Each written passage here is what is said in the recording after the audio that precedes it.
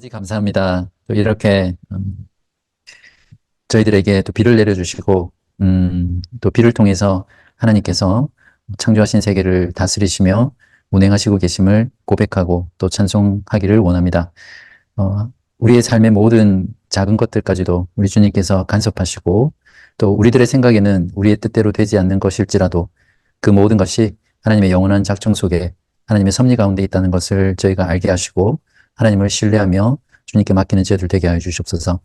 무엇보다 리드컴에서 바른교회로 개척 사역을 시작하게 되는데 이 모든 과정 속에서도 하나님의 섭리가 분명히 계셨고 또 앞으로도 하나님께서 이 교회를 하나님의 뜻대로 건강하고 온전한 교회로 세워주실 것을 또 믿고 바라며 기대하며 하나님께 이 모든 것들을 맡기기를 소원합니다. 오늘의 나눔 가운데 저희 함께 해주시고 한 마음 한 뜻으로 우리가 배우고 또 나누는 그 말씀 가운데 거할 수 있도록 인도하여 주시옵소서.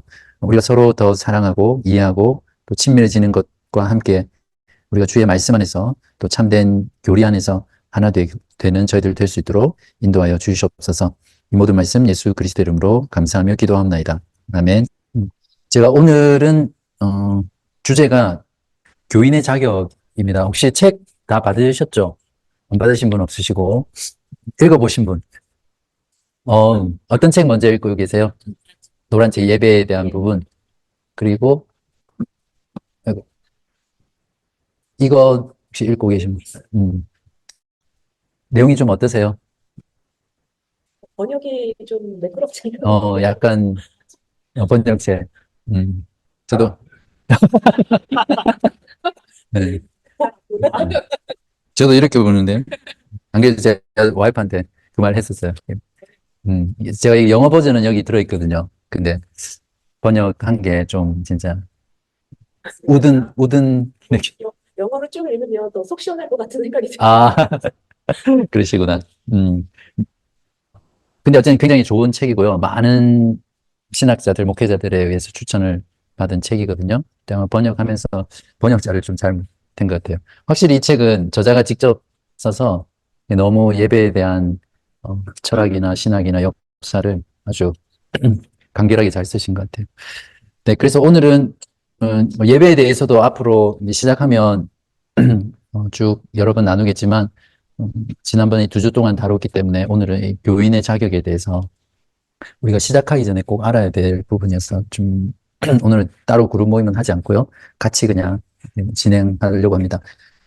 교인의 자격 하기 전에 이제 바른 교회라는 이름이 정해졌고 그리고 그냥 이 이름이 좋다 이런 게 아니라 그 바른 교회라고 하게 된 그 과정이 있거든요. 그래서 그걸 같이 우리가 공유를 해야 그리고 사람들에게 소개할 때도 그렇고 또 같은 곳을 보면서 갈 수 있을 거라고 생각합니다. 그래서 아마 읽어보셨겠죠? 네, 읽어보셨을 텐데 제가 설명을 그냥 간단하게 드릴게요. 거기 보시면 제가 제일 처음에 떠올랐던 교회 이름이 바른 교회였거든요. 오하영도 있었고 하나님 영광 교회 또 뭐 있었죠?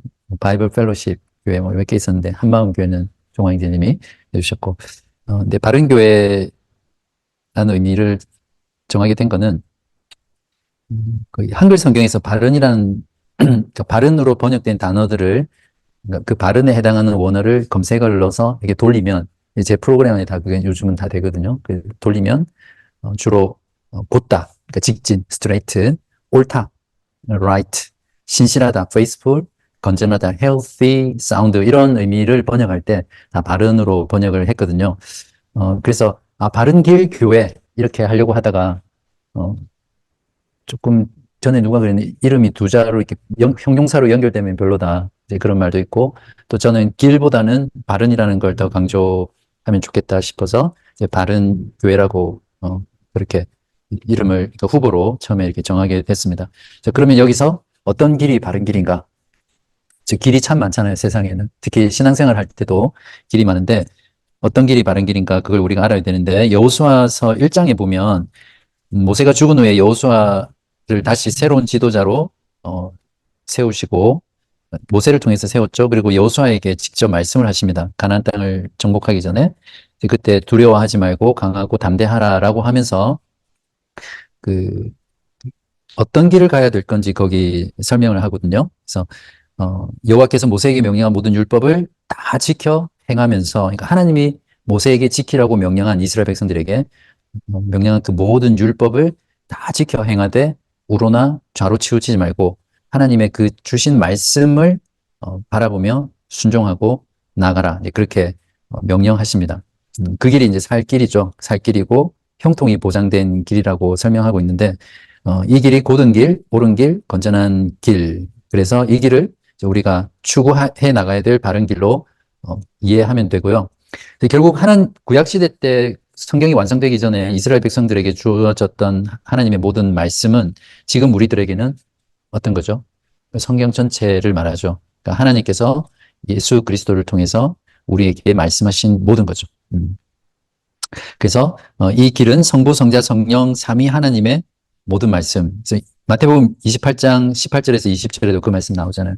교회의 사명이 내가 분부한 모든 것을 가르쳐 지키게 하라. 그러니까 예수께서 분부한 모든 게 성경 전체의 말씀이죠. 그러니까 성경 전체의 말씀이 어떻게 예수님이 말씀하신 건가 했는 이렇게 생각할 수 있는데, 결국 성경 전체의 핵심은 예수 그리스도에 대한 거죠.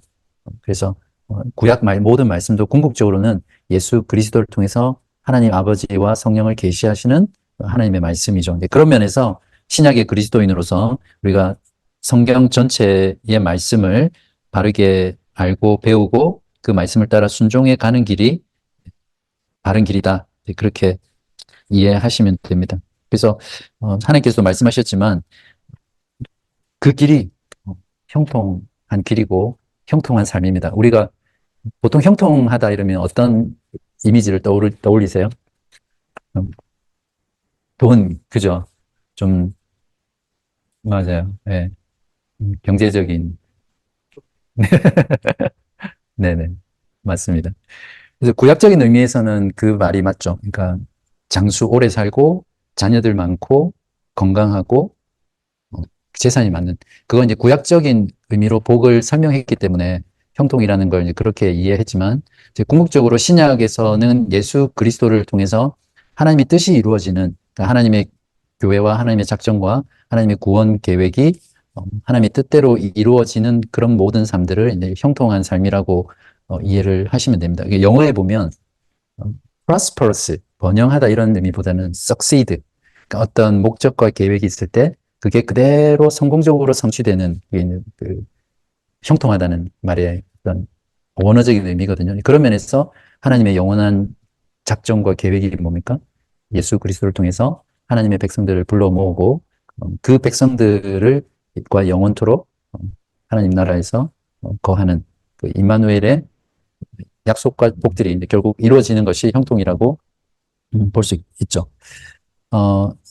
쭉 넘어가서 이 페이지에 보면, 근데 구약 성경에서 바른이라는 단어를 찾아보면 곧은 진리의 신실한, 확고한, 정직한, 의로운 이런 뜻으로 쓰이거든요. 근데 저희 놀라운 발견은 아니고 찾아보면 신약 성경에서는 딱 2번 빼고요. 전부 다 건전한, 또 건강한 이런 의미로 쓰였어요. 근데 그 말이 쓰일 때 어떤 신체적인 건강, 건전한 데 쓰인 게 아니라 교리, 교훈.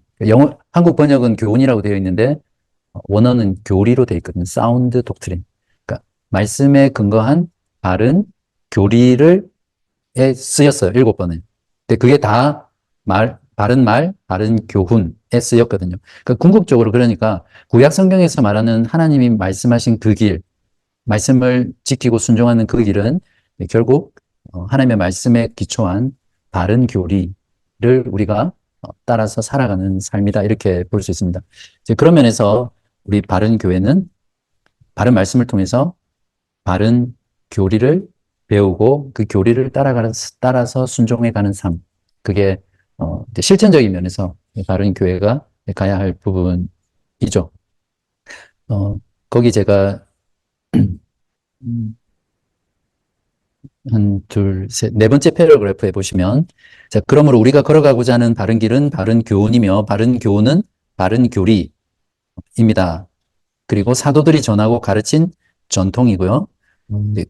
그래서 교리는 삶이고 신학이란 하나님을 향한 삶의 교리라고 정의할 수 있는데 바른 말씀을 통해서 바른 신학, 거기서 바른 교리가 나오겠죠? 그러면 교리는 항상 바른 교리가 있어야, 바른 신학이 있어야 신앙이 온전해지거든요.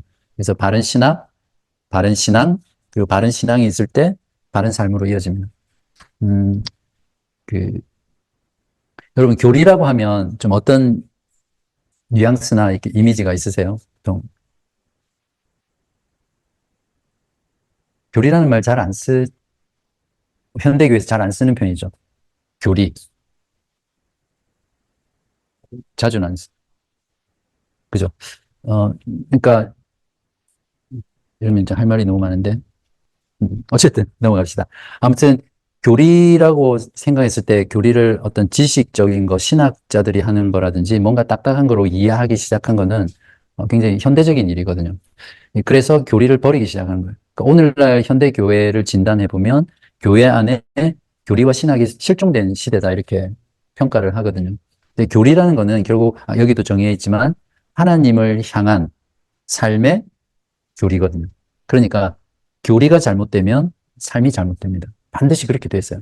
이단들 보세요. 이단들이 왜 그런 삶을 사냐면 그들은 잘못된 교리에 철저하거든요.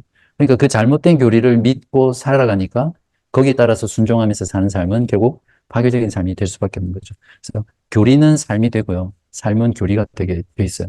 그렇기 때문에 바른 교회에서는 이 바른 신학을 통해서 바른 교리를 계속해서 어린아이부터 장년까지 가르치고 배우고 또 그것을 주님 말씀하신 대로 지킬 수 있도록 삶에서. 그러니까 교리를 삶에서 순종하지 않는 거는 점점 교만해지죠. 교리는 많이 하는데 삶이 따라오지 않으면 이제 더 교만한 신자로 만들 수 있기 때문에 그래서 어, 그 부분을 좀 강조하려고 합니다. 그래서 바른 말씀을 통해서 바른 신학이 나오고 바른 신학에서 신앙이 나오는 거죠. 우리의 믿음은 결국 무엇을 믿느냐라는 대상이 필요한데 그래서 그 신학이 올바를 때 바른 교리가 바른 신앙이 나오죠. 그러면 신앙이 온전하면 바른 신앙이면 삶도 바른 삶이 나오는 거죠. 여기서 바르다는 건 도덕적인 바른다는 걸 말하는 게 아니라 하나님의 기준에서 옳은 길, 그걸 말하는 거죠. 그래서 그 이걸 적으면 뭐 제가 여러 가지 말을 했지만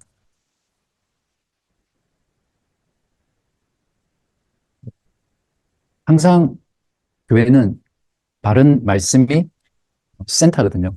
그냥 바른 말씀을 순수하게 가르치고 전파하면 바른 신학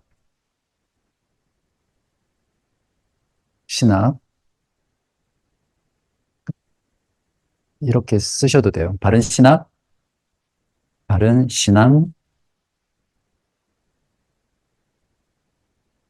바른 삶 이렇게 됩니다. 근데 이렇게 올라가지 않아요. 그러니까 사람들이 보통 잘못 이해하는 게 행동, 삶 여기에서 시작해서 이렇게 올라갈 수 있다고 생각하거든요. 절대 그렇지 않아요. 반드시 하나님의 말씀에서 시작해서 그 말씀을 어떻게 이해하고 해석하느냐에 따라서 신학이 나오는 거고 여기에서 신앙이 나오고 삶이 나오지 이 반대로 거꾸로 올라가진 않거든요. 그래서 바른 교회는 바른 말씀을 통해서 바른 신학과 신앙과 삶 이렇게 하면 외우기 쉽죠. 네. 그런 의미에서 구호 삼창 이런 거. 바른 바른 애들 다른 교회에서. 네, 애들 좀 불러와요. 음, 바른 착착착 그만할게요. 네. 어, 자 그러면 거기 3페이지에 보면 이게 굉장히 중요한 부분인데요. 음, 여러분 제가 우리 교회는 역사적 그러니까 바른 신학이라고 했을 때 어떤 신학을 추구할 것이냐 그러면 제가 역사적 개혁 신앙이다 이렇게 표현을 가끔씩 했잖아요. 개혁주의 신앙이 어떤 겁니까? 굳이 그런 용어를 써서 우리의 신학을 규정해야 될 필요가 있나요? 어떻게 나중에 따로 개혁주의 신학이 뭔지 말씀을 드릴 때가 있을 텐데,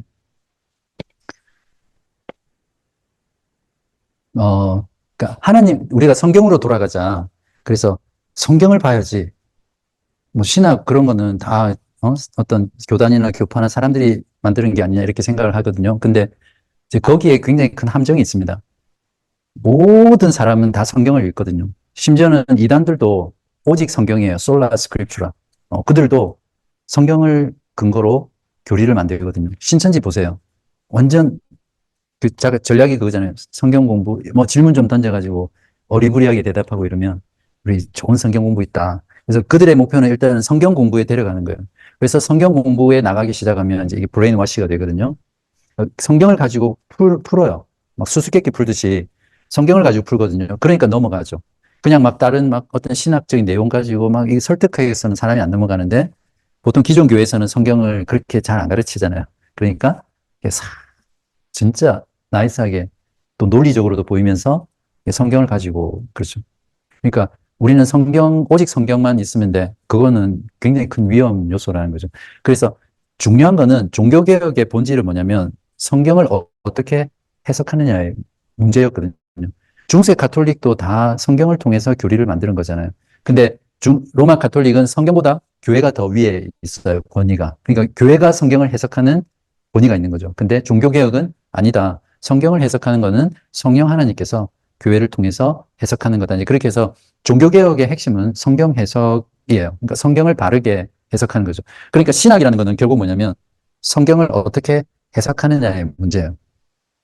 이 세상에 어떤 누구도 이 신학의 프레임 없이 성경을 온전히 순수하게 해석할 사람은 없어요. 맞습니까? 또 고우상창할까요? 그래서 어떤 신학을 우리가 추구하느냐가 굉장히 중요하거든요. 그래서 개혁신앙이라는 건 결국 뭐냐면 중세 1000년 동안 잃어버렸던 바른 신학을 초대교회 사도들과 선지자들 예수께서 가르쳐준 그 복음으로 돌아가서 거기서 회복해서 이루어낸 신학이 개혁주의 신학입니다. 그러니까 뭐 감리교도식 감리교 신학이 있고 또 어떤 교단이 있나요? 성공회도 내 안에 파가 많아서 어쨌든 교단과 교파별로 신학이 다 여러 가지가 있어요. 뭐 성결교라든지 또 저쪽에 이장 측 한신이라든지 또 오누리 교회는 오누리 교회대로 신학이 있거든 나름대로. 그런 신학들 중에 어떤 신학이냐고 했을 때 이 개혁주의 신학이 가장 성경적인 신학의 체계예요. 틀. 근데 그냥 하나의 신학이 아니라 그 신학은 16세기 종교개혁부터 시작해서 17세기를 거치면서 역사 속에서 검증되고 개발되고 발전된 신학의 체계거든요. 그래서 그걸 역사적 개혁 신앙이다. 우리가 이렇게 하고 그 신학을 우리가 함께 배우고 그걸 토대로 성경을 이해하고 또 해석하고 적용하는 그런 거죠. 그래서 조금 어, 이론적인 부분이라도 여러분이 아시면 좋겠어요. 처음에 종교개혁 누가 했습니까? 마틴 루터. 네, 마틴 루터가 했죠. 물론 루터가 처음 종교개혁을 한 건 아니에요. 그 전부터 이미 많은 개혁자들에 의해서 그 개혁이 이루어져 왔죠. 그러니까 루터는 자기도 모르게 그냥 종교개혁에 불을 붙인 거죠. 그 구텐베르크가 아니라 예, 위텐베르크인가 그 성에 95개조 반박문을 붙이면서 그때 구텐베르크의 인쇄술이 발명되면서 그게 오늘날로 치면 소셜 미디어죠. SNS처럼 그 당시 유럽 세계로 쫙 퍼지면서 종교개혁이 불처럼 일어난 거거든요. 근데 이 마틴 루터가 개혁한 이 종교개혁 사상을 물론 여기 쯔빙글리가 있는데 통해서 칼빈이 집대성했어요. 근데 루터는 사실 개혁은 했지만 신학적으로나 교리적으로 좀 이렇게 옆으로 나갔어요. 그리고 지금은 더 많이 나갔죠, 루터교는. 그래서 즈빙글리와 칼빈주의에서 개혁신앙이 이제 집대성 됩니다. 근데 이 개혁신앙은 결국 성 어거스틴을 지나서 사도들과 예수께서 가르쳐 주신 그 가르침으로 돌아간 신학이거든요. 근데 여기에서 스코틀랜드로 가서 장로교가 됐고요. 그 다음에 영국으로 가서 소위 말하는 청교도 신학이 여기서 나오고, 그 다음에 유럽, 네덜란드죠, 주로. 가서, 여기는 그냥 이름 그대로 개혁주의 신학이 됐습니다. 그래서 이 장로교가 엄밀히 말하면 장로교가 아니죠. 이 영국의 청교도도 아니고 어, 브라운파라고 해서 일종의 침례교도인데, 그러니까 그 필그림이 아니에요. 이 사람들이 미국으로 건너가서 나중에 청교도들도 장로교, 그러니까 청교도들이 미국으로 건너가서 미국에 있는 북장로교회가 한국으로 들어가서 형성된 신학이 지금 한국교회 신학이거든요. 그래서 제가 이걸 설명드리는 거는 저희가 추구하는 개혁 신학이라는 거는 결국 이 신학을 말하는 거예요. 가장 이런 많은 신학들 중에서 이거는 이제 개혁 신앙의 어떤 지류지만 그 외에 많은 신학들이 있거든요. 미국에서 부흥 운동이 일어나면서 오순절 운동이 일어나고, 그다음에 퀘이커 교도라든지 성결 운동이라든지 이제 그런 것들이 많이 일어났지만, 어쨌든 역사적 개혁주의라는 거는 이제 이 부분을 이제 말씀하거든요. 그래서 우리는 이 신학을 다시 잘 배우고 또 이것을 통해서 우리가 하나님을 더 바르게 이제 알아가는 작업들을 하려고 합니다. 짧은 시간에 설명을 다 드리기는 어렵지만 대충 이해하시겠죠. 역사적 개혁 신앙이라는 게 어떤 건지. 그래서 이 길이 오래된 길이지만 새로운 길이고, 그러니까 오래된 새 길 또는 새로운 옛길, 우리가 추구하고 걸어가야 될 바른 길이다. 이렇게 정의할 수 있겠습니다.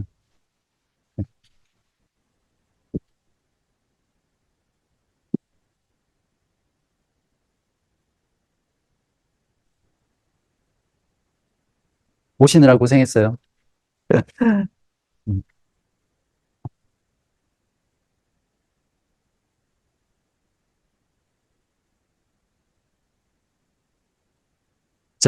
지금까지 한 내용 이해를 좀 하셨어요?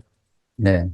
자, 그러면, 자, 이런 어떤 기본적인 내용을 가지고 저희가 바른 신학을 추구한다라는 내용에는 하나님의 말씀인 복음을 순수하게 전파할 건데, 이제 그 방편으로서 강의 설교를 하죠. 그리고 정통 교리를 가르칩니다.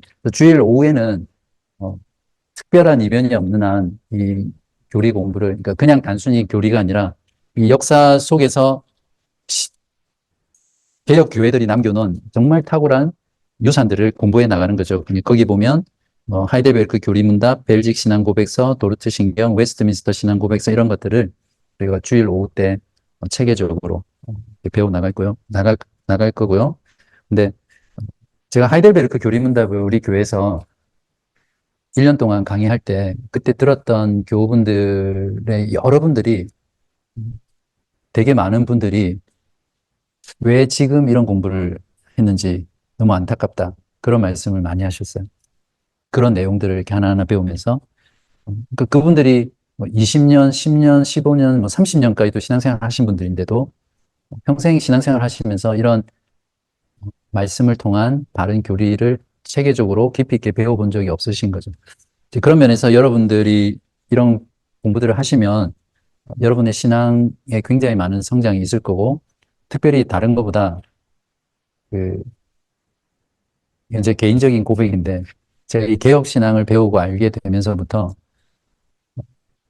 하나님을 더 깊게 만날 수 있었다고 해야 될까요? 그리고 신학이라는 게 정말 아름다운 수 있구나, 그런 그 확신을 많이 하게 됩니다. 그러니까 우리가 하나님의 영광 많이 하지만 정말 이 신학을 통해서 하나님의 그 아름다움, 존귀하신 영광, 그분의 지혜, 그분의 계획, 그분이 예수 그리스도를 통해서 하셨던 그런 모든 일들을 통해서 정말 그 신앙의 지평이 넓어지고 깊어지고 풍성하게 체험하게 되는 그런 신앙 생활을 할 수 있거든요. 그런 면에서 제가 누렸던 이 놀라운 기쁨과 감격들을 여러분과 이 말씀을 통해서 나누고 싶은 게 저의 바람입니다. 그리고 두 번째는 제가 여러 번 이야기를 했고, 세 번째 마지막 바른 삶인데요. 결국 개혁 신앙이라는 건 뭐냐면 모든 삶을 통해서 하나님의 영광을 추구하는 삶이에요. 사람들의 그 죄된 본성상 하나님의 영광을 추구하면서 산다고 하지만, 신앙생활을 한다고 하지만 결국엔 다 자신을 추구하는 거거든요. 근데 이 신학은 정말 나의 존재의 목적도 이유도 하나님의 영광을 위해서라는 걸 믿음으로 깨닫게 되고, 그래서 그분의 영광을 추구하면서 사는 삶을 살게 되죠. 네, 그러면서 거룩한 삶을 추구하게 되고, 영혼을 구원하는 일에 헌신하는 삶을 살게 되고요. 또 하나 중요한 건 뭐냐면, 여러분 신앙이 성장한다는 게 어떤 거라고 생각하세요? 신앙이 성숙하고 자라간다. 여러분 1년 전 여러분의 신앙을 돌아봤을 때, 1년 지난 지금 내가 신앙이 자랐다라고 했을 때 어떤 걸 보고 신앙이 자랐다, 성장했다 이렇게 표현할 수 있습니까?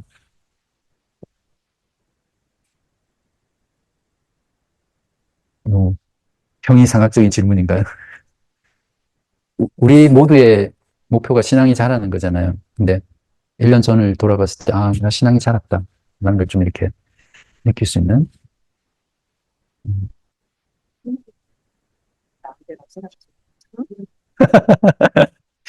음, 너무 짧나요, 기간이? 20년 전에 비하면? 네, 그렇죠. 뭐, 여러 가지로 우리가 평가할 수 있겠지만, 뭐, 당연히 하나님을 아는 지식에서 자라야 신앙이 자라겠죠. 네, 그런 측면들 말고 저는, 어, 결국 하나님과의 관계가 깊어지는 게 신앙이 성장했다라고 할 수 있거든요. 아무리 우리가 지식이 많아지고 또 많은 걸 알아도 결국 하나님과 나 사이의 그 관계가 더 깊어지고 풍성해지고 넓어지지 않았다면 온전하게 신앙이 성장한 거라고 볼 수가 없죠. 제가 이 말씀을 드리는 거는 어, 이 개혁주의 신앙의 그 핵심이 뭐냐면 하나님을 즐거워하는 삶이에요. 하나님의 영광을 추구하는 삶과 함께 하나님을 엔조이하는 삶이 신학이고 삶이거든요. 그래서 우리가 신앙생활 할 때 종교 생활을 하면 신앙생활 자체가 너무 막 부담스럽잖아요. 힘들고 막 교회 나가야 되고 왜 자꾸 교회는 사람을 부르는 거야? 우리 교회 말고. 네. 그 신앙생활이 짐이죠. 근데 진짜 말씀을 통해서 하나님을 깊이 만나가면 갈수록 하나님 자체를 즐거워하게 되는, 그러니까 하나님과의 관계 속에서 하나님을 즐거워하는 그런 성숙으로 나아가는 거죠. 저는 이거야말로 우리가 신앙이 성장하는 데 있어서 두어야 될 중요한 목표라고 확신합니다. 그래서 내가 하나님 그 자체를 즐거워할 수 없다면 어쩌면 너무 종교 생활이나 형식적인 신앙생활을 하고 있을 가능성이 높죠. 성경도 분명히 우리의 상급은 하나님 자신이라고 이렇게 표현합니다. 그게 참 그렇죠. 상급이 뭐 돈이나 재물이나 물질이나 건강이나 어떤 그런 게 아니라 심지어는 뭐 천국도 상급이지만 많은 곳에서 여호와 자신이 내가 너희들의 상급이다. 이렇게 표현하면 또는 어떨 때는 내가 너희들의 기업이다. 이렇게 표현하거든요. 그러니까 하나님을 즐거워하고 하나님을 아는 것이 우리의 상급이죠. 기쁨이고. 그런 신앙을 우리가 같이 함께 바른교회에서 격려하면서 이루어가면 좋겠습니다. 그리고 한 가지만 더 말씀드리고 잠깐 쉴게요. 음, 거의 세 번째 보면 일상에서 이루어가는 하나님 나라라고 되어 있거든요. 우리가 주일에 교회에 와서 하는 그 날뿐만 아니라 우리의 모든 삶의 영역에서 그곳에서 하나님의 영광을 추구하고 하나님을 즐거워하고 하나님의 백성다운 삶을 살아가는 그러니까 일상의 영성을 추구해 나가는 것이 우리가 함께 추구해 나가야 될 부분입니다. 그래서 종교개혁자들이 발견했다기보다 회복한 게 뭐였어요? 그 보케이션이라는 말이 직업학교를 보케이션이라고 하나요? 테이블 보케이션이라고 하죠. 그 보케이션이라는 게 콜링이잖아요. 콜링. 보컬 할 때 그 라틴어로 그 단어일 겁니다. 네, 여러분 제가 네, 그래서 직업을 보케이션이라고 부른 건 종교개혁자들이 발견해낸 거예요. 그러니까 어떤 목회자, 선교사가 성직자라고 해서 거룩한 직업이 아니라 모든 직업이 하나님 앞에서 거룩한 성직이다. 그래서 그걸 이제 보케이션이라고 하는 거예요. 그래서 모든 사람, 그리스도인은 자신의 어떤 직업이든지 세상 사람들이 아무리 천하게 여기는 그 직업조차도 하나님 앞에서는 거룩한 소명이다. 이렇게 가르쳤어요. 그러면서 모든 성도들이, 그리스도인들이 구두장이, 목수, 또 카펜터가 목수. 그리고 심지어는 그 가정에서 전업주부들까지도 하나님께서 나를 이곳에 콜링 하셨구나. 그렇게 믿고 그곳에서 하나님께 영광 돌리고 하나님을 즐거워하고 거룩하게 살고 자기에게 맡겨진 사명들을 최선을 다해서 살아갔거든요. 그게 종교개혁이 이루어낸 큰 놀라운 업적이에요. 그러다 보니까 결국 그 종교개혁이 일어났던 나라와 도시와 국가가 부유하게 된 거죠. 그 결과로. 부유하기 위해서 그렇게 해야 되는 건 아니지만.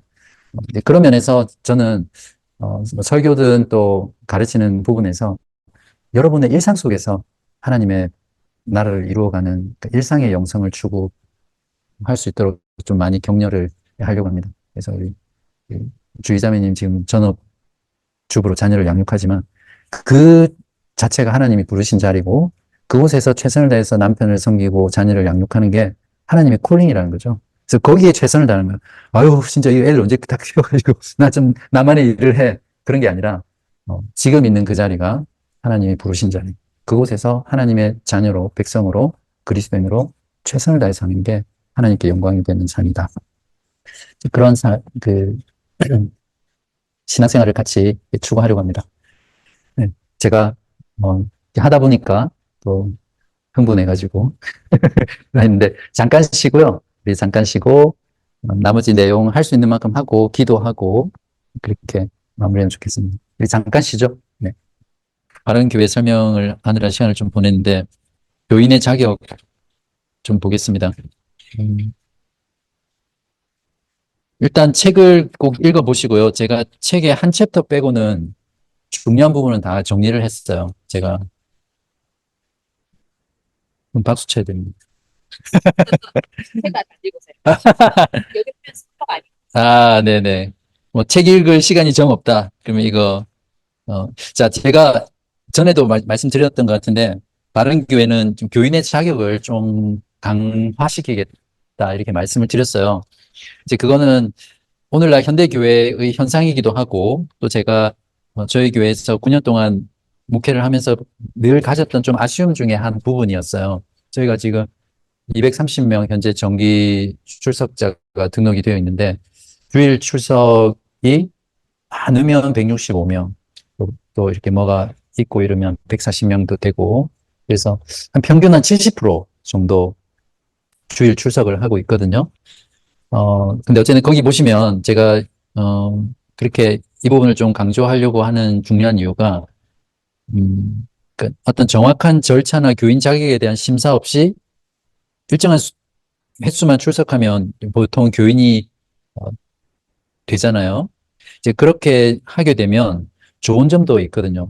그냥 누구나 좀 쉽게 빨리빨리 교회에 지체가 될 수 있고, 숫자도 이렇게 빨리 늘어날 수 있는 가능성도 있는데, 오히려 부정적인 현상들이 굉장히 많습니다. 오히려 천천히 가더라도 교인의 자격을 절차에 따라서 철저하게 검증을 해서 우리 멤버로 받아들이는 게 교회가 건강하고 튼튼하게 오래 지속될 수 있는 중요한 부분이거든요. 많은 교회들이, 특히 개척 교회들이 한 사람이 귀하기 때문에 누가 새로 오면 막 받아들이잖아요. 그러면 막 많을 때는 뭐 70명, 80명까지 갔다가 한순간이에요. 한순간에 다 없어져요. 교회에 좀 어떤 문제가 탁 생기잖아요. 그러면 순식간에 무너지고 또 나중에는 뭐 10명, 뭐 20명 또 다시 이렇게 남게 되고 개척교회뿐만 아니라 기존의 많은 대형 교회들도 이런 현상들이 너무나 지금 많죠. 그래서 일단 제일 큰 거는 주일 공예배 참석률이 굉장히 낮다는 거고요. 그리고 뭐 주일 공예배가 그러니까 보통 다른 교회 공적인 모임, 정기 모임, 행사, 교육 훈련 이런 것들 자체도 참석률이 굉장히 낮죠. 그리고 다른 것보다 우리가 교회는 하나님의 가족이다. 그렇게 늘 또 성경에도 그렇게 가르치고 그렇게 말은 하지만 실제 교회에 누가 처음 와서 새 가족이 됐어도 이 사람이 새 가족이구나라는 걸 인지하고 서로 교제하지 못하는 경우가 너무 많아요. 그렇잖아요. 이제 그런 현상들.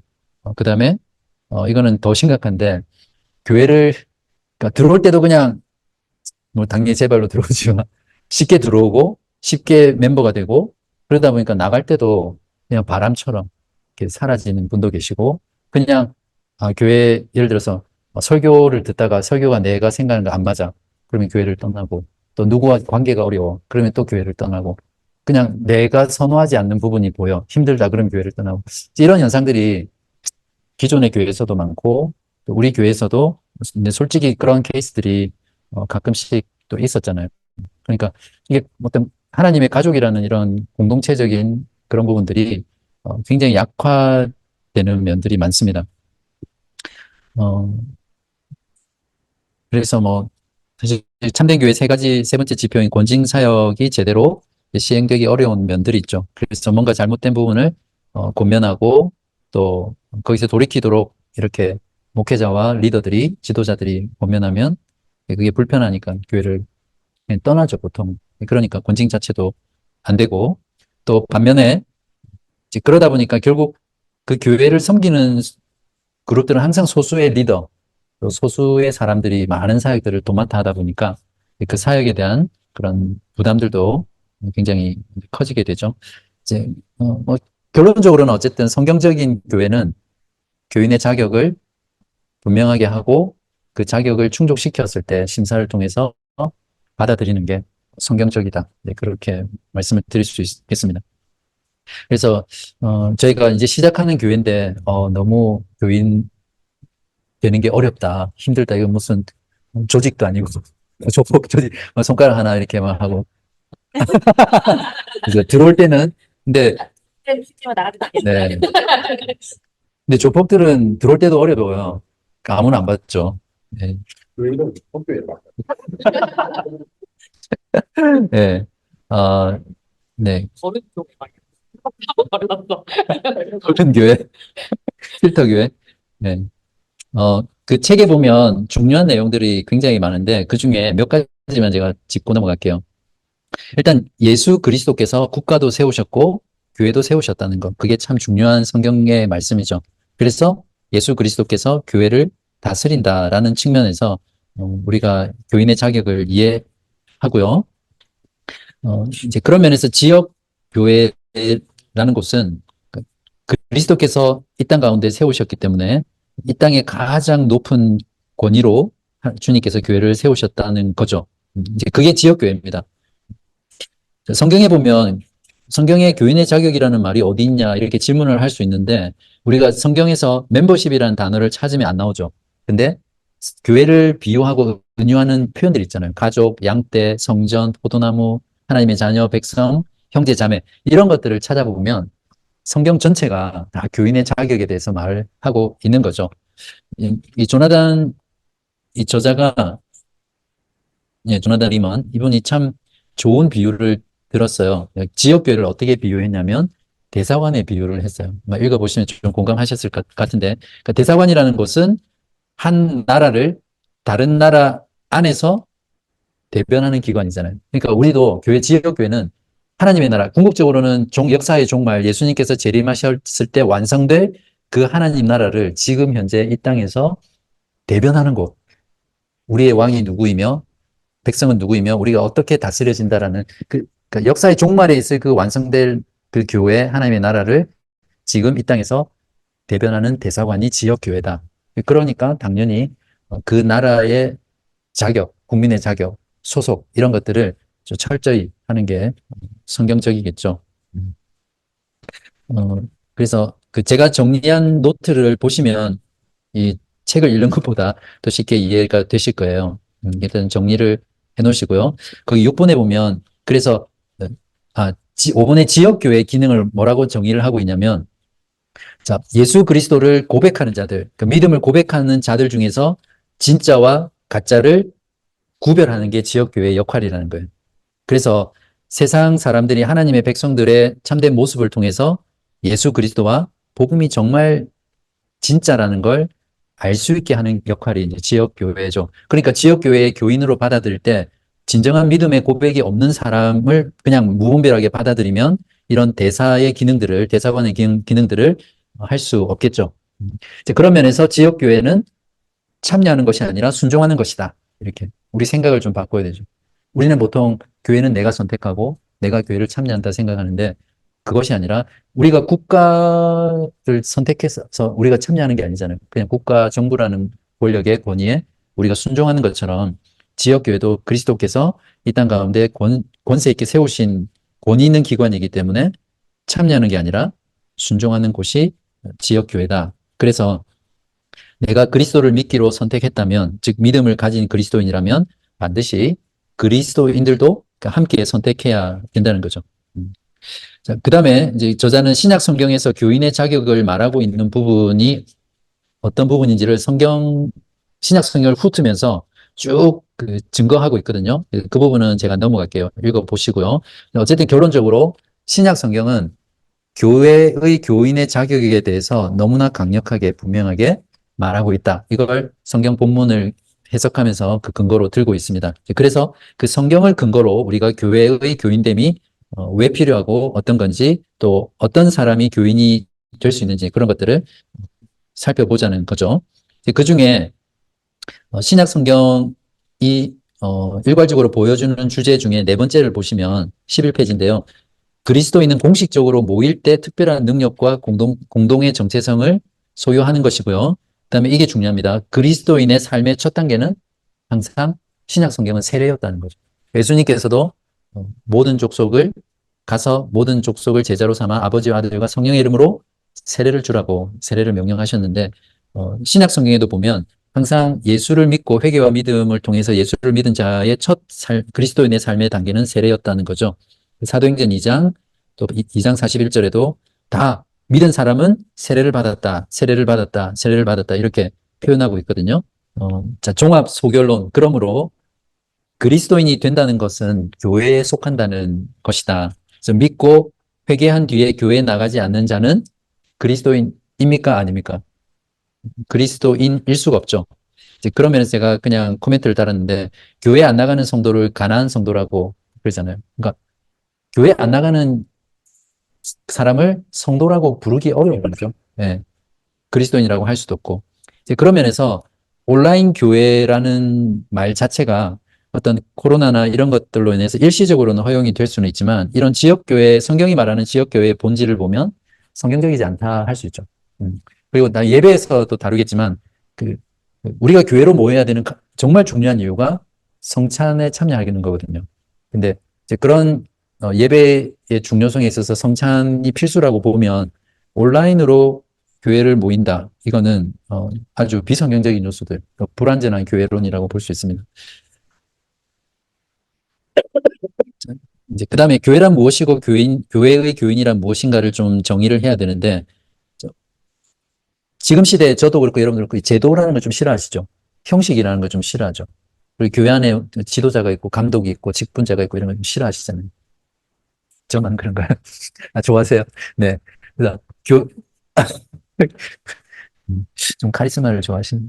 약간 아니 저희 세네를 다녀서 되게 힘들었던 부분이 약간 뭐라고 불러야 될지 뭐 소체 같은 게 근데 약간 한국 보면은 원사님 집사님 지금 그래서 그는 네, 네. 제가 앞으로 권사님이라 불러드릴게요. 네.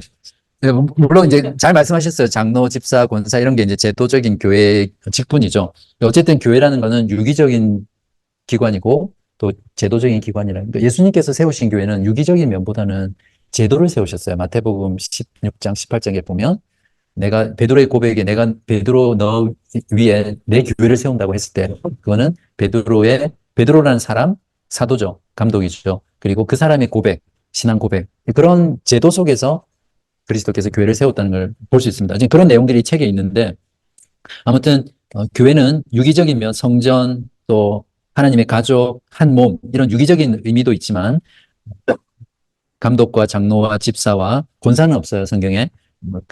어쨌든 그런 교회 안에 세운 교사 이런 직분도 있고 또 틀이 있는 거예요. 이제 그렇기 때문에 교인의 자격은 성경적이라는 거예요. 자, 거기 또 하나 중요한 부분이 지역교회 모임이 중요한 이유가 뭐냐면, 그리스도인에게는 이 교회로 모이는 이 모임이 최고의 충성을 선언하기 위해서 공개적으로 나서는 곳이기 때문에 모임이 중요하다고. 우리가 공예배로 모여서 말씀을 듣고 성례, 세례와 성찬을 시행하고 권징을 하는 이런 모임 자체가 우리가 그리스도의 나라의 시민으로서, 국민으로서 그리스도께 최고의 충성을 선언하는 공개적인 자리이기 때문에 중요하다. 이제 그렇게 이해를 할 수 있습니다. 그래서 정리하면 지역교회란 14페이지 제일 밑에 보면 하나님 나라의 복음을 선포하고 복음의 고백자들을 거기 확증에 동그라미 치셔야 돼요. 그러니까 교회가 하는 역할이 복음의 고백자들이 참된 고백을 하고 있는지를 확진하는 거예요. 그러니까 쉽게 말하면 교인을 심사하는 거예요. 교인을 받아들일 때 이 사람이 정말 참된 믿음으로 신앙을 고백하는 자인가를 점검하는 게 지역교회의 교인의 심사의 역할을 하는 거죠. 그리고 고백자들의 제자도를 감독하고, 그러니까 정말 예수 그리스도의 제자로 살아가는지를 감독하고 권면하고, 그렇게 살지 않을 때는 곤징하고, 이제 이런 역할들을 지역교회가 하는 거죠. 네. 그리고 성경에도 참 많이 나오지만 복음을 거짓되게 고백하고 제자라고 사칭하는 자들이 있죠. 그런 사람들을 폭로하는 역할을 하는 곳이 지역교회고, 그래서 바로 그 지역교회는 예수님이 만드시고 공인하신 제도다. 그렇게 이해를 잘 하시면 좋겠습니다. 그래서 그리스도인은 정부에 순종하는 것처럼 교회에 순종해야 된다. 정리를 하고요. 그다음에 교회의 교인 자격이란 그러면 과연 무엇인가? 그러니까 교회의 교인이 됐다는 것은 결국 그리스도의 나라에서 시민권을 가지고 있는 자다. 그러니까 대사관에서 그 나라의 여권을 가지고 있는 자다. 이렇게 이해를 하시면 되겠죠. 그리고 중요한 표현을 하고 있는데, 교회의 교인 자격은 결혼식에서 서약하는 것과 같다. 이렇게 표현을 합니다. 그래서 그리스도의 몸으로서 교회가 개인에게, 이제 거기 써놨죠. 우리는 그리스도에게 대한 당신의 신앙 고백, 세례, 제자도를 유효한 것으로 인정합니다. 그러므로 당신이 그리스도께 속하고 우리의 교제의 감독을 받는다고 공개적으로 확증하고 인정합니다. 이렇게 말하면 이제 교인이 된 그 사람은 개인으로서 교회 앞에 이렇게 고백하는 거죠. 서약하는 거죠. 내가 이 교회를 신실한 복음을 선포하는 교회로 인정하는 한 나는 내 존재와 제자도를 이 교회의 사랑과 감독에 복종시킵니다. 이렇게 마치 신랑과 신부가 서로 결혼 서약을 하듯이 교인됨이라는 거는 이런 교회와 그 개인이 이렇게 서약하는, 특히 이제 개인이 교회가 자기에게 확증해 주는 것에 대해서 선언하는 이런 관계다라는 거죠.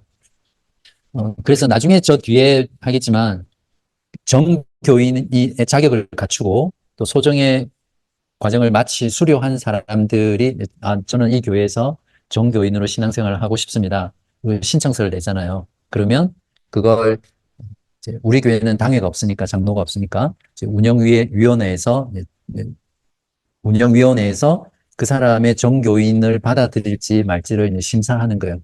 그 심사의 내용은 아까처럼 그런 자격들이겠죠. 그리고 그렇게 해서 통과를 했어요. 그 사람이 벌써 마음속으로 바른교회 정교인 되기 힘드네 이런 생각이 들 수도 있는데 통과를 했어요. 그러면 마지막 단계가 주일 공예배에서 이 서약을 하는 거예요.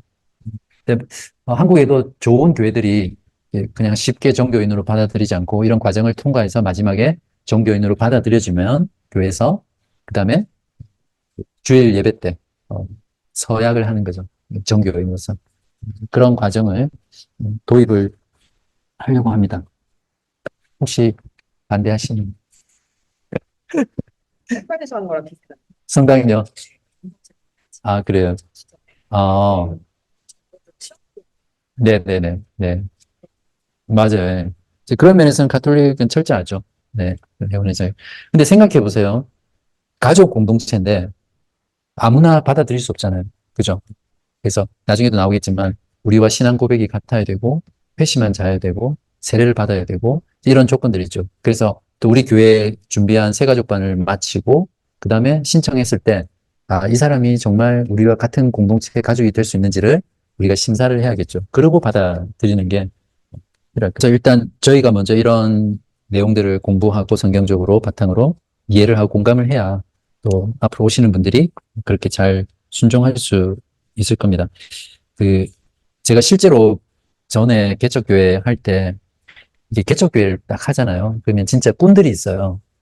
개척한 교회만 쫓아다니는 사람들이 있어요. 진짜로. 근데 진짜 아마 5월달 돼 보세요. 진짜 이렇게 왔다 갔다 하시는 분들 많이 있을 거예요. 어디 개척했다면 가보는 거예요.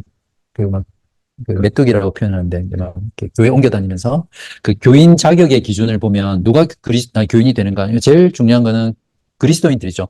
이것보다 더 필요한 것도 아니고 덜 필요한 것도 아닙니다. 그러니까 그리스도인이라는 걸 우리가 확증하는 과정이 이제 교인을 심사하는 건데 첫 번째는 분명한 신앙 고백이 있어야죠. 우리가 이 사람이 그리스도인인지 아닌지는 고백을 통해서 알 수밖에 없잖아요. 그죠? 그 마음속에 뭐가 있든지 간에 어쨌든 입술로 그 신앙을 고백하는 걸 듣고 우리는 이 사람이 그리스도인이다, 아니다를 알 수 있죠. 뭐, 궁극적으로 그 사람이 내면은 하나님밖에 모르시죠. 근데 어쨌든 신앙 고백이 있는 자여야 되고, 이제 두 번째는 회심한 자여야 되겠죠. 즉, 거듭난 자, 참된 회개와 믿음으로 거듭난 자, 회심한 자인지를 우리가 봐야 되고요. 그다음에 세 번째는 세례를 받았느냐, 세례 받은 자. 그러니까 이 책에도 그렇게 나오죠. 우리 여러분 중에는 세례 안 받으신 분 없죠? 네. 혹시 우리 멤버 중에, 초기 개척 멤버 중에 세례를 안 받으셨으면 세례부터 먼저 받아야 정식 멤버가 될 수 있죠. 네. 근데 우리 초기 개척 멤버는 그 예외적으로 적용해서 정교인으로 하는 그게 조항이 있어요. 왜냐하면 이미 그전 교회에서 오랫동안 지켜봤고 봐왔고 또 했기 때문에. 그러니까 제가 말씀드렸어요. 5월 이후에 오시는 분은 우리 교회 교우분이라도 모든 과정을 새로 다 진짜 그래요. 네. 벌써 저희가 지금 6번째인데 이 시간 동안 함께 나눈 말씀, 기도, 교제 이런 것들이 이제 그런 과정들을 지금 다 검증하는 부분이거든요. 네. 그래서 조금만 더 할게요. 그 지역교회에 순종하는 8가지 방법이 있어요.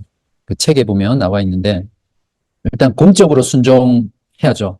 그 말은 내가 정기적으로 성찬을 받고 말씀을 듣고 한 지체로 섬길 수 있는 지역교회에 이제 속하는 거죠. 거기에 속해서 이제 공적으로 순종하는 거고요.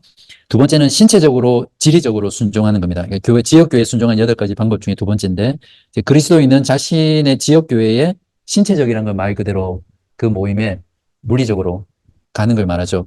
그리고 지리적으로도 여기는 아마도라고 적혀 있는데 책을 보시면 왜 아마도라고 되어 있는지 알 수 있어요. 그러니까 지리적으로 순종해야 된다고 했거든요. 그러니까 신체적으로 순종한다는 거는 매주 주일 공예배에 우리가 신실하게 참석하는 걸 말하죠. 그러니까 히브리서 10장 24절 25절에도 분명히 모이기를 피하는 어떤 사람들의 습관과 같이 하지 말고 오직 고나여 그날이 가까움을 볼수록 더욱 그리하자. 그래서 주일마다 신실하게 모이는 것이 교인에 있어서 정말 중요한 순종의 모습이죠. 제가 이 부분은 다루고 싶은데, 이제 여기 보면 이 저자는 지리적으로도 교회 근처 사는 게 올바른 결정이다. 뭐 반드시 그렇게 해야 된다고 성경은 말하고 있지 않지만, 교인들이 많이 사는 지역에 이사를 오거나 그렇게 살면 더 교회를 잘 섬길 수 있고, 또 필요한 필요들을 채울 수 있고, 또 교제할 수 있고, 교회와 일상의 삶을 통합할 수 있기 때문에 항상 집을 이사를 하거나 또 직장을 구하거나 이런 걸 할 때도 그런 중심으로 생각하고 결정하는 게 필요하다. 이런 말들을 합니다. 제가 서울에 다녔던 교회는 정말 좀 신기한 교회인데 교인들이 다 교회로 이사를 와요. 조금 젊은 교회이긴 한데 처음에 저는 왜 그런지 몰랐었어요. 근데 나중에 알게 됐는데 그 교회가 처음에 지하부터 시작했었거든요. 근데 커가지고 지상으로 올라가서 동네를 옮기니까 또 동네 교회 근처도 다 옮기는 거예요. 그리고 또 교회 건축에서 다른 암사동으로 가니까 또 뭐 다 그런 건 아니지만 이렇게 교회 근처로 이사를 하더라고요. 왜냐하면 한국 교회는 또 새벽 기도도 있고 워낙 집회도 많으니까 그런 면도 있고. 그런데 저는 불광동 저 멀리 살았었어요. 아무튼 근데 이분이 말하는 이런 원리적인 측면은 우리가 깊이 고민해 봐야 될 거라고 생각하고요. 그리고 정서적으로 순종해야 되고 재정적으로 순종해야 되고 직업적으로 윤리적으로 순종해야 된다. 그런 내용들을 했습니다. 근데 여기까지가 제가 책에 있는 내용을 정리를 했고 그 정리한 것 중에서도 꼭 다루어야 될 것만 제가 다루었고요. 자, 마지막으로 그러면 우리 교회는 어떻게 할 것인가? 이게 중요하잖아요. 다른 부분은 읽어보시고요. 음, 저희 바른교회 교인의 정의와 자격이라고 되어 있는데 말 그대로 이 책에 의해서 정의한 거랑 똑같아요. 첫 번째 회심한 사람이어야 정교인이 될 수 있고 분명한 고백이 있어야 되고 세례를 받으셔야 됩니다.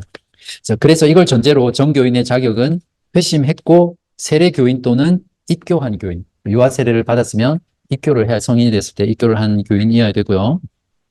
신앙적으로는 당연히 예수 그리스도의 복음을 신실하게 믿고 예수를 따르는 제자의 삶을 살기로 결단한 자죠. 근데 입교하지 않은 유아 세례 교인은 정교인이 아니라 이제 중교인에 들어갑니다. 그러니까 아직 노아나 요한이, 주한이 이런 경우는 준교인에 들어가는 거죠. 나중에 입교하기 전까지는 사주 출석하고 등록을 하고, 그 다음에 이거는 약간 바뀔 수는 있는데 제가 고민을 많이 해봤어요. 그래서 세가족반을 10주 과정으로 길게 하려고 합니다. 원래 보통 좀 제대로 하는 교회들은 6개월 출석 기본이더라고요. 그러니까 정교인이 되려면 6개월은 출석하는데 어쨌든 10주 과정을 일단 생각하고 있고요. 그리고 이제 그 10주 과정을 마친 뒤에 이분들이 뭐 교회 철학 또 신학 또 여러 가지 것도 들고 또 신앙의 기본적인 걸 배우고 난 뒤에 나는 이 교회에서 신앙생활을 하고 싶다. 정교인이 되고 싶다 하면 이제 이런 자격을 다 갖췄을 때 신청을 하는 거죠. 신청을 하면 그걸 운영위에서 심사해서 받아들이면 그 다음에 목예배 때 서약을 하는 걸로 해서 정교인이 되는 겁니다. 네. 이제 이런 과정을 거쳐서 우리 교회 교인이 되면 쉽게 떠나지 않겠죠. 그리고 어떤 사역에 있어서도 본인이 그렇게 결단하고 서약을 했기 때문에 함께 더 사역에 있어서 더 온전히 힘을 합하고 더 강한 교회로 세워갈 수 있을 겁니다. 비록 늦게 갈 수도 있겠지만, 네, 천천히 더디게 가겠지만. 네, 그래서 공예배 정회원을 서약한 자인데, 본 교회의 신앙 고백과 교회의 기초와 목적에 동의하고 그에 따른 책임과 의무를 성실히 이행할 것을 서약하는 거죠. 여기에는. 저는 예를 들어서 너무 노골적이긴 한데, 다른 건 다 서약하는데 저는 헌금은 잘 모르겠습니다. 그러면 이제 정교인이 될 수 없는 거죠. 그러니까 정교인으로서 해야 될 책임과 의무를 이렇게 다 하겠다고 서약하는 거죠. 근데 그거는 전적으로 본인의 의지죠. 그걸 못 하겠다고 하면 정교인이 되지 못하겠죠. 자, 그러면 그런 사람은 어떻게 되냐? 준교인이라고 이렇게 분류를 했는데요. 회심했고 등록했고 새가족반 수료했지만 자, 세례를 아직 안 받았어요. 그러면 그런 분은 세례를 먼저 받게 하고 정교인 신청을 할 수 있겠죠. 그리고 입교하지 않은 경우도 마찬가지고요. 그 다음에 다른 교회에서 임명이 됐다는 건 뭐냐면 다른 교회에서 우리 교회로 와서 신앙생활을 하겠다고 이제 했는데 원래는 같은 교단에서는 다른 교회에서 옮길 경우는 그전 교회에서 임명증을 가지고 와야 돼요. 왜냐하면 그 사람이 그전 교회에서 무슨 일을 했고 어떤 잘못을 했고 또 어떻게 신앙생활을 알지 못하잖아요. 그래서 그 교회 담임 목사님이 써줘요, 증서를. 그럼 그걸 임명증이라고 하거든요. 그걸 가지고 온 사람만 받아주게 돼 있어요, 원래. 같은 교단은. 오늘날은 그런 거 없죠. 네, 장로교든 뭐든 없어요. 헌법으로 되어 있는데도 그렇게 잘 안 지키죠. 어쨌든 다른 교회에서 임명이 됐고 또 우리 교회에 등록했지만 본교회 교인 교육과 정회원 서약을 하지 않은 세례교인. 그 사람은 중교인이 되겠죠. 그리고 예수를 믿기로 작정하고 교회에 등록하고 예배에 참석하고 복음의 진리를 배우는 비세례교인. 이 사람도 준교인입니다. 그러니까 정교인은 반드시 세례를 받은 사람으로 하고요. 그리고 입교하지 않은 유아세례 교인 역시 이제 준교인에 속한다.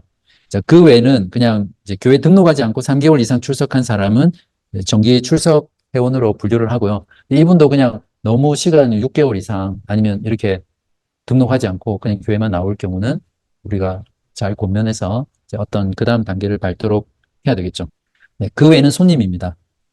손님이고 그리고 종교인 임의적으로 거부할 사유 뭐 이거는 그냥 일반적이긴 한데 당연하겠죠. 이단으로 규정된 단체나 소속을 말하지 않고 들어온 사람. 근데 나중에 알게 됐다. 당연히 안 되겠죠. 그리고 성경과 불일치한 신앙을 주장하는 그런 사람들. 그리고 운영위원회, 저희는 당회가 없어서 그 역할을 하는 게 운영위이기 때문에 이렇게 써놨는데 운영위에서 만장일치로 이 사람은 안 됩니다. 이런 분이 혹시 계시면 정교인이 될 수는 없겠죠. 자, 그래서 그 정교인의 책임 부분을 보시면 그 코이노니아라고 했는데 그 주일 예배하고 저희가 교제하는 그 소그룹 모임에 신실하게 참석하는 거고 당연히 성찬에 참여하는 거고요. 그리고 규칙적인 기도와 헌금을 하는 거. 그런 내용들이 있습니다. 이거는 제가 아직 문서를 초안을 작성을 완성하진 않았는데 어쨌든 교인의 좀 빠져 있네. 책임이 있을 것이고 권리가 있을 것이고 의무가 있겠죠. 이제 그런 것들을 쭉 정리를 해서 정교인이 될 때 그런 것들을 내가 신실하게 이행하겠습니다. 이렇게 선언하는 게 서약하는 게 필요하겠죠. 하나님 아버지 이 시간 하나님의 살아계심을 생각하며 우리가 믿고 섬기는 하나님이 그저 종교적인 하나님이 아니라 세상을 창조하시고 사람을 창조하셨으며 지금도 역사를 주관하시는 전능하신 하나님이라는 것을 우리가 마음 가운데 깊이 생각하게 하여 주시고 우리가 하나님을 믿을 때, 하나님을 섬길 때, 하나님의 계시의 말씀인 성경을 통해서 하나님을 바르게 알고 바르게 믿고 섬길 수 있도록 도와주시옵소서. 우리 자신의 육신의 죄성으로 인해서 우리 자신이 너무나 드러나고 또 모든 삶에서 내 자신을 만족시키기 위해 나를 드러내기 위해 나를 부인하지 못하고 나만을 추구하는 그런 삶을 떨쳐버리고 성부, 성자, 성령, 삼위 하나님의 영광을 바라보며 하나님의 영광만을 추구하며 살아갈 수 있는 저희들 되게 도와주시옵소서. 우리 사랑하는 교우분들 무엇보다 바른 교회를 통해서 바른 하나님을 알 수 있도록 도와주시고 하나님을 아는 그 넓이만큼 그 깊이만큼 하나님을 더 많이 사랑할 수 있도록 도와주시고 하나님과 더 깊고 친밀한 관계로 나아가게 하여 주시며 하나님의 선하심과 아름다우심과 하나님의 능력과 지혜와 전능하심과 하나님의 존귀하심을 이론이 아니라 실제 신앙 속에서 영혼 속에서 체험하고 경험함으로 말미암아 우리의 모든 삶 속에서 주를 찬송하는 것이 기쁨이 되게 하여 주시고 어느 곳에 있든지 어디에 있든지 어떤 환경 속에 있든지 하나님을 찬송하고 하나님을 노래하며 하나님을 자랑할 수 있는 그러한 높은 신앙으로 저희들이 나아갈 수 있도록 인도하여 주시옵소서. 하나님의 사랑과 은혜를 경험하는 만큼 우리에게 허락된 사랑하는 가족들, 아내와 남편, 그리고 자녀들을 전심으로 사랑하고 섬길 수 있도록 도와주시고 또 우리들의 섬김을 통해서 우리 주변에 있는 이웃들이 예수 그리스도의 사랑과 자비를 경험하게 하여 주시고 우리가 어느 곳에 가든지 그곳이 하나님의 나라임을 기억하고 하나님의 영광과 거룩한 삶과 거룩한 생활을 통해서 주님께 영광이 되는 삶을 살아갈 수 있도록 인도하여 주시옵소서. 하나님 아버지, 저희들은 미약하고 연약하지만 오늘 나누었던 말씀처럼 교인됨을 우리가 신실하게 추구해 나갈 수 있도록 도와주시고 참된 그리스도인들이 모여서 하나님을 바르게 경배하고 주의 복음을 증거하며 주님의 성도들을 사랑하고 또 믿지 않는 자들을 교회 가운데 받아들여서 그들이 믿음을 가지고 하나님을 찬송하며 하나님께 믿음으로 고백하며 나아가는 생명의 역사들을 이루어 나갈 수 있도록 주님 저희들 가운데 역사하여 주시옵소서. 우리들의 연약함을 통해서 예수 그리스도가 더욱더 강해지게 하시고 우리들의 어리석음과 지혜 없음을 통해서 오히려 하나님의 지혜와 능력이 더 밝히 드러날 수 있는 그런 도구가 되게 하여 주시옵소서. 우리 간절히 기도하기는 우리 가운데 허락한 어린 자녀들 기억하여 주시고 그들이 어리지만 어릴 때부터 회심하는 역사 있게 하여 주시고 주의 복음을 알고 이해하는 가운데 인격적으로 주님을 만나서 그들의 모든 삶이 우리 주 예수 그리스도로 인해서 더욱더 복되며 찬란하게 빛날 수 있는 그런 귀한 자녀들 되게 하여 주시옵소서. 우리 모두가 그 아이들을 위해서 기도하며 그들을 양육하고 함께 가족의 자녀로서 잘 받아들일 수 있도록 주님 인도하여 주시옵소서. 돌아가는 발걸음 주님께서 함께 해주시고 비가 오지만 안전하게 귀가하실 수 있도록 우리 주님께서 붙잡아 주시옵소서.